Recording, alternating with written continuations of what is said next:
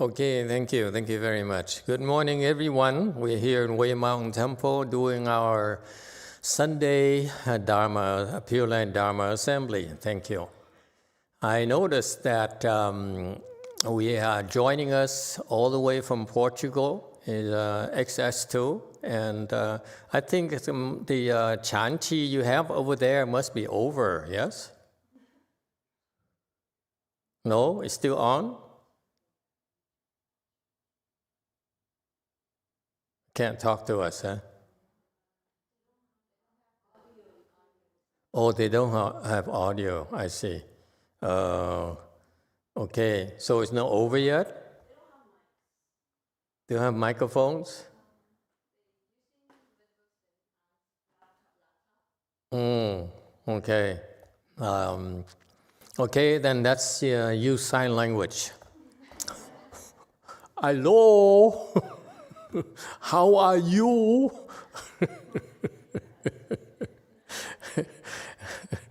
Okay, well, we can't talk to them. I was about to let them ask us questions because I think they're wrapping it up right now. Yes, maybe it's dinner time over there. Okay, so feel free to relate to us questions, text us questions or whatever. Okay. If you like. So this is a chance for them to ask us questions if you like. So in the future, because of the timing conditions, the time zone differences, maybe in the future we could include, allow them to ask us questions here. Okay, it would help you when you go and travel and do your retreats over in other countries. Okay, so for now, if you have questions, please text us some questions, and we'll try to answer them right now. Okay, as far as Xianshou is concerned, I just noticed that I just thought of it. Maybe it's time that Master Z should assume responsibility for training him. Master Z never trained anyone before, so this is a time to learn. Okay, so we use XS2 as guinea pig. Okay, and so I noticed that XS2 Kung Fu has been improving steadily. That's very good. Okay, but there's a lot of habit energies left. He needs to undo, and the sooner he undoes these habits, these bad habits, the faster he'll improve. And his next goal is to make it to first stage Arhat. Simple as that. Okay, we're very simple-minded. It's very clear. It's which direction we're going. So we, as an organization, I decided when I first started to simplify it for you. What we try to do for you is Chan and Pureland. Okay, Chan and Pureland. So Chan is at low levels to give you a good life. Up to the high level to help you reach enlightenment. And the advantage of all that is that you will learn about the superior Buddhist approaches in solving the biggest problems we all have, birth and death. Namely for you, death. You're born already, so now you are really, I know you're all worried about death.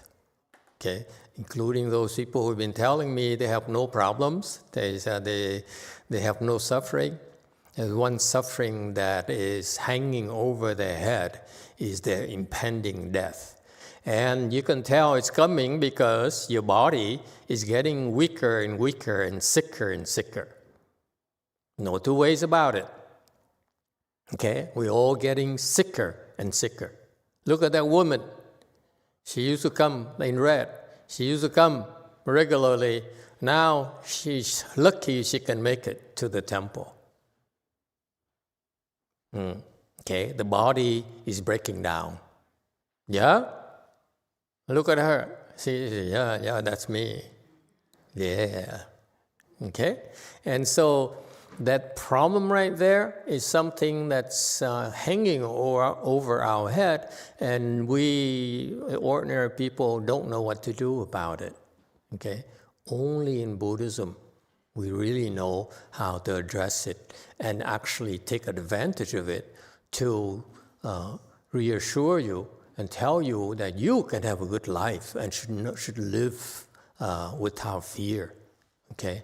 And so for the one side of the practice is Chan, and the other side is Pureland. Chan, as I said, you have a good life. Okay? No matter what people say, fundamentally, okay, we want to have a good and meaningful life.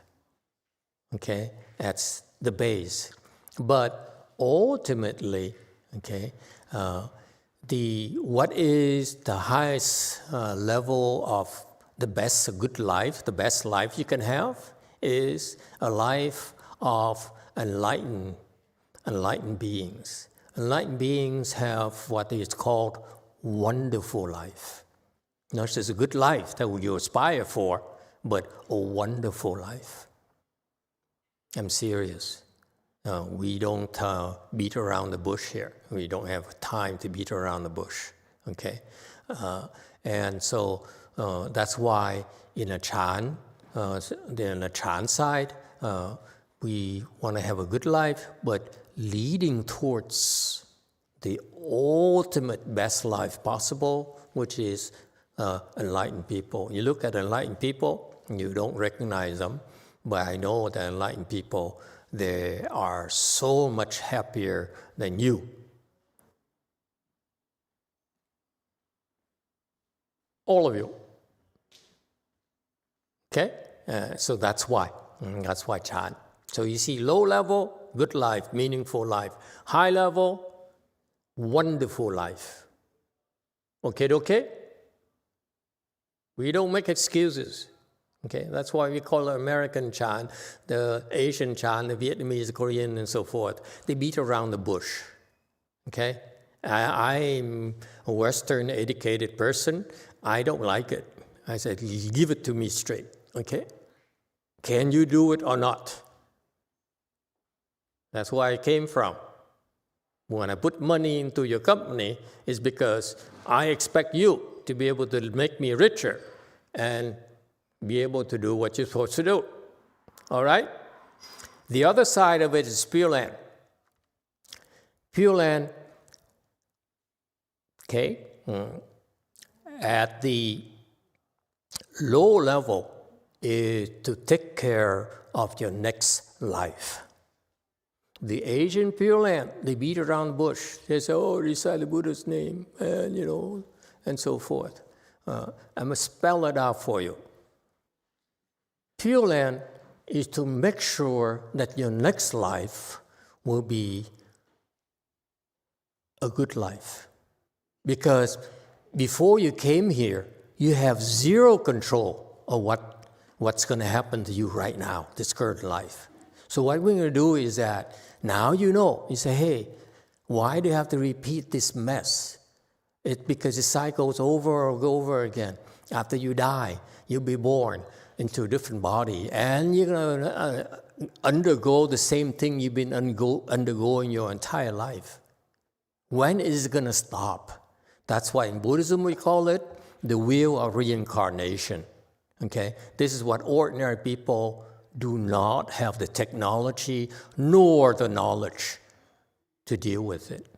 So that's why the second part of our approach to cultivation, to our spiritual approach, is let's do things to make sure that our next life is a darn good one. Again, only the Buddhists would have the best technology for this. And for us, in Pureland Buddhism, that means that after this, after you die, make sure you go to the best galaxy possible, that all the who's who in Buddhism, all the ones who are enlightened already, okay, told themselves to go.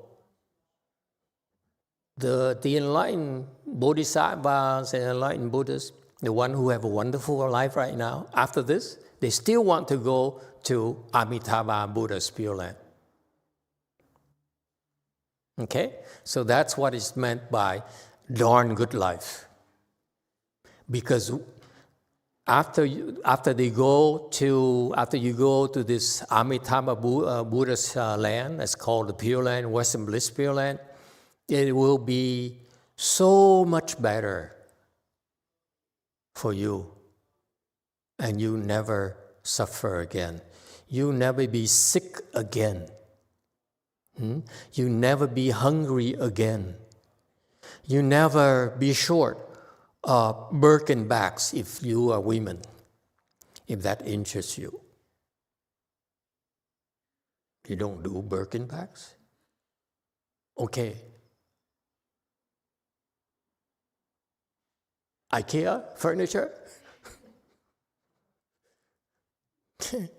You women are the most boring women in Buddhism. So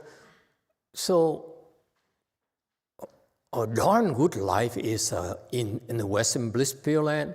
You are free from suffering, and whatever your heart desires, you get it. Believe or not. And that's why is it possible? Because of the nature of your blessings. Let me give you an analogy. Right now, if you ask a person who considers himself to be pretty happy, thank you very much, are you happy? Certainly not as happy as Bezos. No? Bezos. Why is he happier than us? He's happier than us because he has more money. Don't you think? Huh? He could afford to give his wife a rock worth $500,000. Huh? I think it's $500,000, right? You guys don't know anything. You don't follow the news at all. God, how can you live life like this? Huh? You live under rocks. You don't care what's happening around you. Okay. So Bezos is not suffering because he can afford anything he wants because he has money. Same thing. When you go to Pure Land, you have so many blessings that nothing is lacking. Whatever you wish will come true. Clothing, food, cars, houses, and so forth. And of course, okay, that's in general. But there's still classes, there's still statuses, meaning that in a Pure Land, the bottom line is that you have a darn good life, but you also want the ultimate, which is a wonderful, wonderful life. Okay?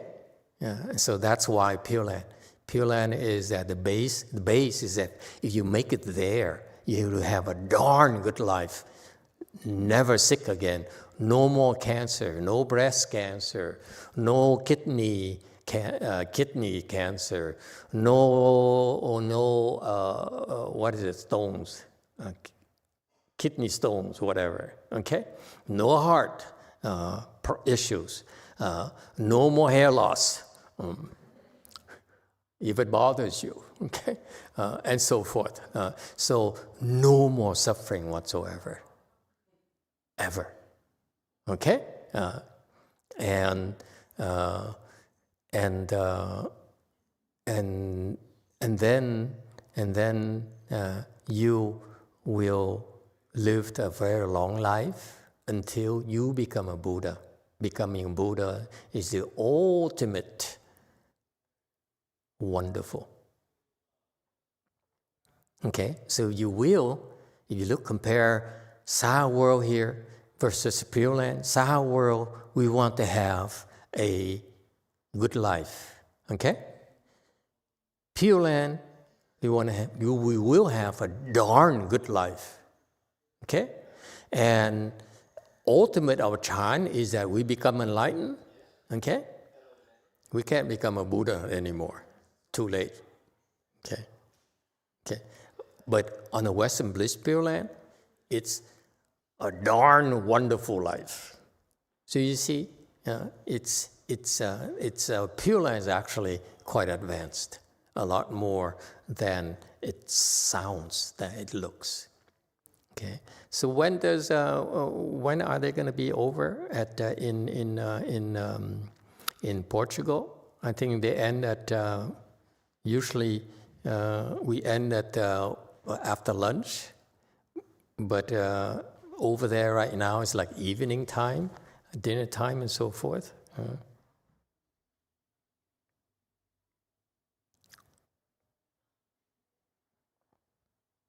Yeah, go ahead. Speak.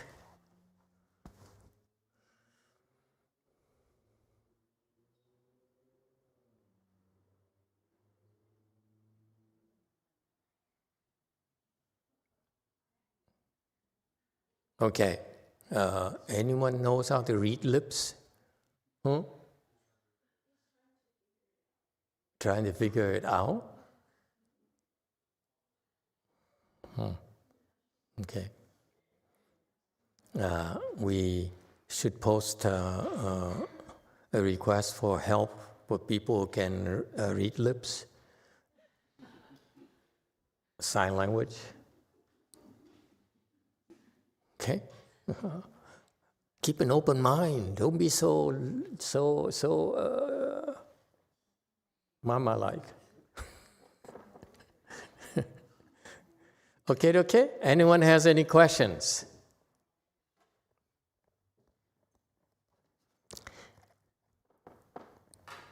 No questions? No one.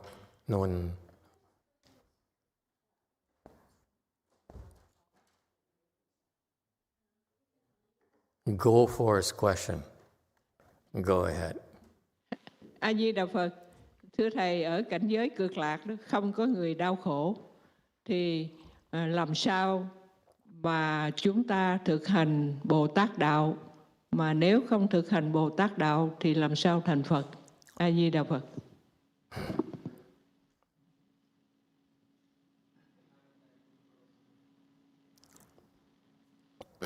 Emitofuo, Master, in the Western Bliss Pure Land, there's nobody suffering. So how can we practice Bodhisattva's way? Because if we don't practice the Bodhisattva ways, how can we become a Buddha?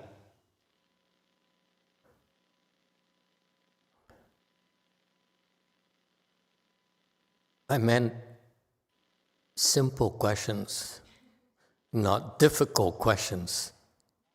And the girls back behind you are laughing. They say, let's hear what Master has to say. Everyone is chuckling. I said, oh my God. When Master asks him the question, it's like, how are you? How do you feel? Or whatever. But not this kind of question. It takes at least a month to answer you. Anyone can help me out. That tests your knowledge of Pure Land here. It's amazing, this woman here, she's close to like 100 years. She's been practicing Pure Land for most of her life, okay? And yet she still asks questions like this. I mean, you don't have all the answers yet about Pure Land Buddhism? You practice Pure Land Buddhism a lot longer than I have. I'm a Chan person originally. I only switched to Pure Land because it's a popular thing. Anyone, what do you think? All of a sudden, there are a lot of people in Portugal. Look at them. They're crazy. Here in the U.S., folks, hey, Portuguese people. In the U.S., when there is a chanchi, we end on the last day after lunch. And we go shopping and go play. But they are so serious. Wow, I'm impressed. They can talk now? Go ahead, talk. Talk.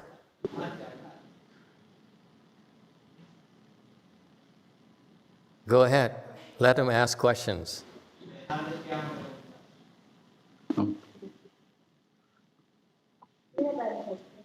Does anyone want to ask a question to Master? I think Master is here. Venerable, can you get closer to the mic, to the laptop, and speak?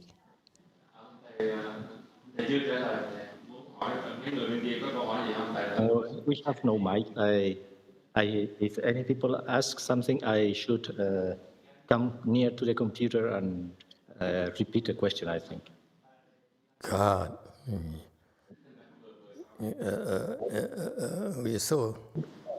We should do some fundraising to buy a microphone. The girls are laughing. I think there are no questions. Thank you. Is there like a conference USB mic that attaches to your laptop? Huh? No? Okay. Do they have any questions? Till the questions, I come back to you. We allow them to ask questions. DTT has the answer. There you go.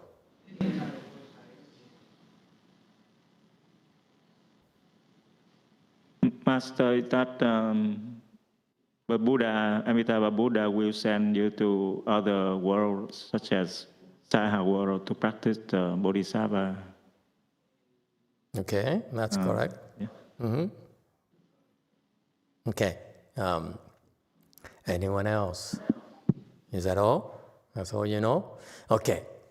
So the question is, how can you practice the Bodhisattva path if what? I forgot the details. If what? How can you, because there's no suffering in Western Bliss Pure Land, then how can practice a Bodhisattva way? If we cannot practice Bodhisattva way, how can we accomplish the Buddhahood? Okay, that's a good question. I have an answer for you. This is true, there's no suffering in the Pure Land. Zero suffering, okay? You won't be sick, you won't have depression, okay? You, when your wife yells at you, you will not be upset. I say, oh, it sounds like music to my ears. Oh, yell some more, yell some more. Wouldn't the men be so much more adorable? Oh, never mind. And so, but what you can do is cultivate on what? Pleasure. Okay? Because when you cultivate in the Pure Land, the incentives, the question is about incentive. What is their incentive for cultivating, for practicing? Your incentives here is because you want to reduce your suffering. Yeah? Agree? I mean, normal people. Okay? In the Pure Land, there's no suffering, there's only pleasure. So the way they cultivate over there is in order to increase the pleasure. Because when you improve here, when your skills get better, then your suffering decreases. Yes? You're less sick, more stamina. Okay? And so forth. In the Pure Land, there's no suffering. There's only pleasure. There's only bliss. So therefore, when you cultivate and you improve, your bliss increases. Okay? Similarly, like here, when your skills improves or your blessings increase, actually things are better for you over there. The clothes you wear will be nicer. The food you eat will be much tastier than a low level. Does it make sense? It's not equal. Yes, it's no suffering, but the pleasure varies from classes to classes. The higher the class, the more the pleasure. Oof, I think that I got away with the answer. Okay? So, and the second part about the Bodhisattva path. Bodhisattva path is Buddhist jargon for you cultivate and you improvement comes from helping others. The Asians don't talk about this in this way. But plainly speaking, in Buddhism, the way that we increase our blessings, improve our skills, is through helping the others. This is how I teach my students. This is what I hope my XZ would teach XS2. How to help others more and better. Okay? And this is how my students, my Sanghas have been improving, because the more people they help, the more help they provide to the association, the bigger difference they make, the higher the skill level. That's what happens. So in our Sanghas, the ones that have been improving a lot, quicker than others, are the ones whose work made a bigger difference, more of a difference than the others. Okay? Buddhism is very fair. It's all cause and effect. It's about what difference you make, how much more useful you are. All right? What is your contribution ultimately? Okay? And so that's why, same thing in the Pureland, even though there's no suffering, but the bodhisattvas, the people are high up there, okay? Instead of trying to get richer, like here, okay? Here, rich people try to get richer and avoid taxes and so forth, okay? Over there, those people who are higher classes have more blessings. They would then increase their blessings by helping the people in lower classes get better. That's what they do. So that is also called the Bodhisattva path over there, is to help others as well. All right? So they can stay there and help the ones below, and then their conditions arise. They could be sent by Amitabha Buddha back to other worlds, like back to our world, and help others as well, especially helping the ones that they promised to help, like ex-husbands. No? Okay.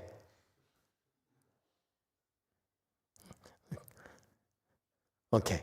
Yes, 8. From Diego. Emitofuo Master, if the Sangha can improve by helping more and more people, how can lay people improve and get to first stage Arhat, for example? By helping more and more people. And usually the way it happens in our environment is that you're better off helping the Sanghas help more people. That's why. Okay. All right. Any other questions? In Portugal, any questions?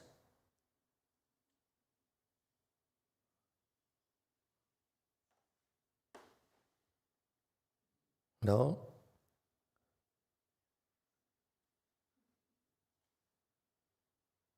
Now. Please say again. We don't have Portuguese translation now.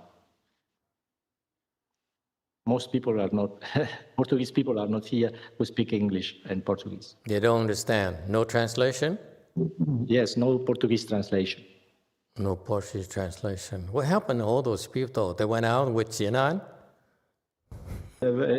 Probably. Okay.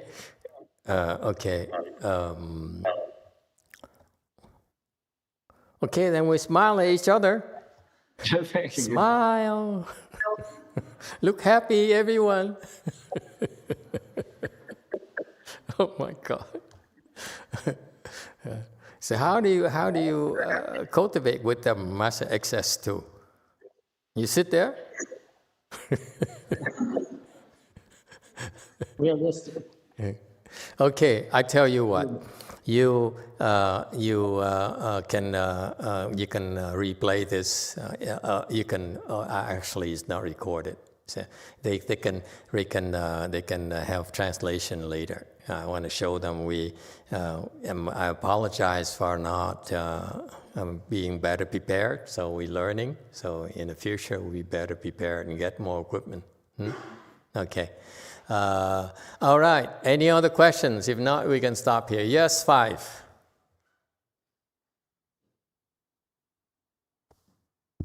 Thank you, Master. I have a question about the vision. So during the meditation or some like the ceremony, we can see something. I or also other people can see something. How can we say the difference of the vision and illusion? Vision or illusion. Okay. So you see, like when you meditate, when you recite the Buddha's name, you can, I think I can hear you. You can see things. Yeah, see things. I heard like say and so forth. But my Korean's getting better. Okay, so how can you tell the difference is not something that's real or just illusion? Yes. Okay. Go ahead, Cincy. You're a meditation teacher. Yeah, you. You're not a decoration, you know. I want to show the world that she's real and she's alive and she's, can talk. How can you tell its vision is a real or illusion, correct? Yeah, that's correct. You prefer it in Chinese? She heads the Chinese class. Okay, go ahead, translate Chinese. Hey. So. Hey, go ahead. What? So I don't have visions in my meditations. So what I heard from Master was to not react to them, regardless it's illusions or real visions. Okay, very good. There's a Chan anecdote. Someone was meditating and was very blissful, okay, very happy. All of a sudden, he saw a demon, menacing demon, red eyes, red tongue, holding a knife and going like this. That's when we want to know, is that real or is it my imagination? Yeah? Anyone? So don't say that her question is nonsense. It will happen to you, okay? One of these days when you meditate, strange things will happen to you, okay? And it's not uncommon. In some cases, that's what happened to people who meditated before. They have bad visions. So the question is justified. So what do I do? If I have something, how do I know it's real? Should I duck when he's trying to kill me? Or should I just sit there? Right? Or something more PG-13, I have a vision of a gold bar. Now you're interested, aren't you? Should I take it? Or should I ignore it? Yeah? All right? So what to do?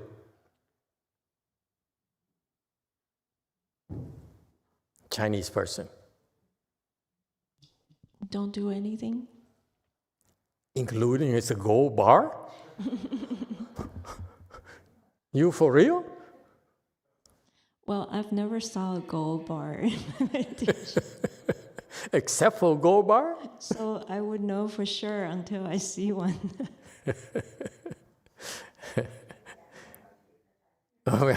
She says, it's no big deal. I go to Pureland, there's plenty of gold there.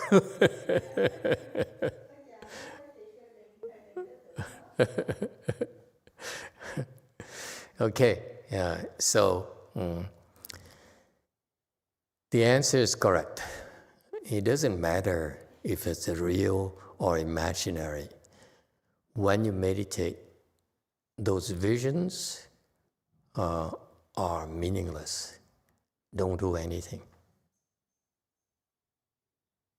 Okay? But just in case, if you see it's a gold bar, touch it a little.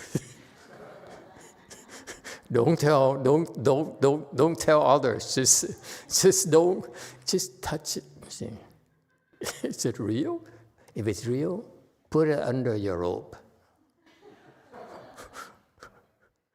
Just in case. Okay? Are you happy? That's what I would do. If I meditate, I see a gold bar, I say, I would go like this under my robe and no one knows.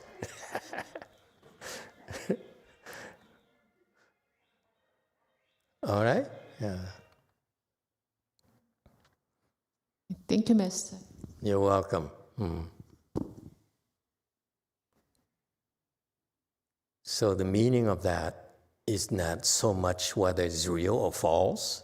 When you meditate, the objective of meditation is what? What is the principle behind it? The objective of meditation is not to think. So for you to reach out and touch a gold bar, okay, requires you to think about it. You think about reaching out and touching it, and that's not meditation. The purpose of meditation is to learn to resist thinking. Is that clear? Is there translation in Portugal right now or no? This is important for them. They don't have much time left. Make sure you translate this for them. Okay? You hear?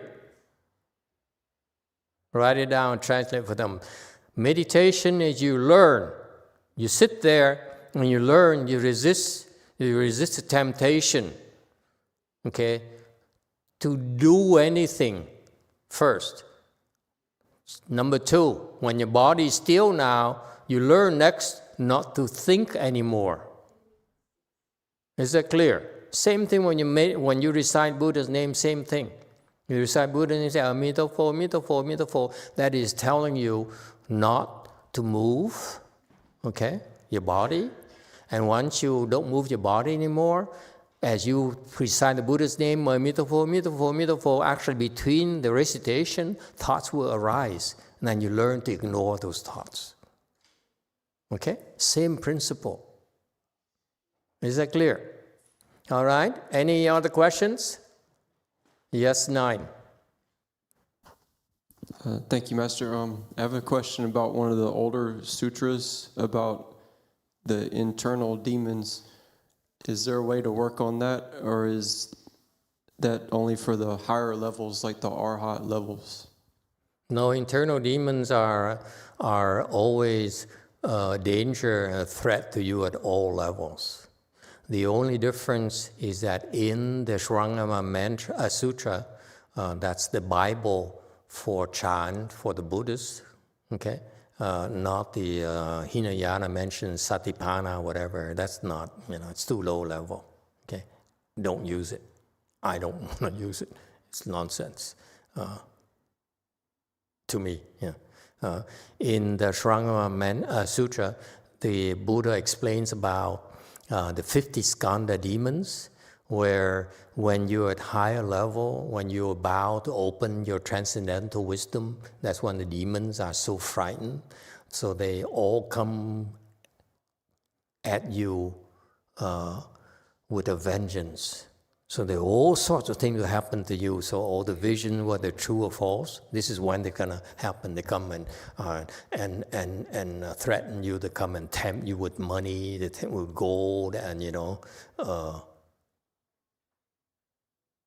and so forth. Okay, and so that's why there are 50 different kinds of temptations. Okay. And so that's what he's referring to, and in those situations, this is why the Buddha talked about it. He said, when you're in that range where you are actually ferociously attacked by these skandha demons, okay, you have to be extremely careful. Okay, because you make the wrong move, you fall off the cliff. If you do the right things, you soar to the heavens, to the skies. So that's why he took the time to explain it to us. But you're not there yet, so there's nothing to worry about. Right now, if they attack you, it's not that dangerous. But when you're that range for those people, and we know those people, and the good news, the great news is that our people have been able to successfully ward them off naturally, so you don't have to worry about it. These Dharma talks are designed to prepare you for those attacks.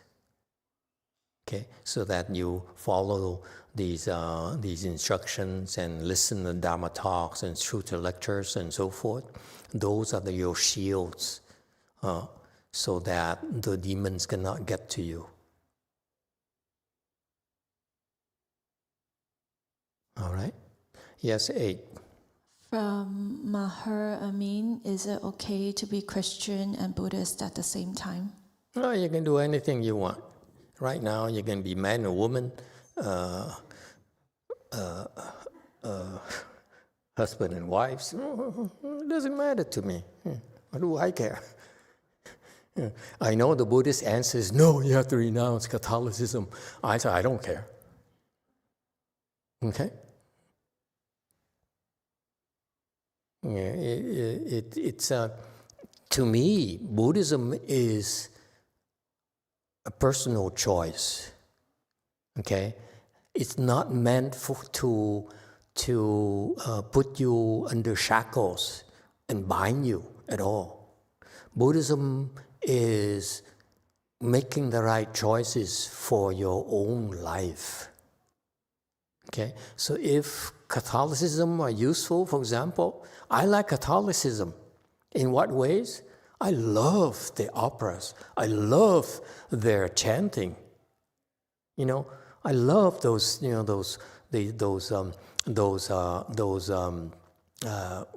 choirs. They're so beautiful. The Buddhists are so boring. The Buddhist chanting to me is so boring. Okay? I would rather listen to the Catholic choirs.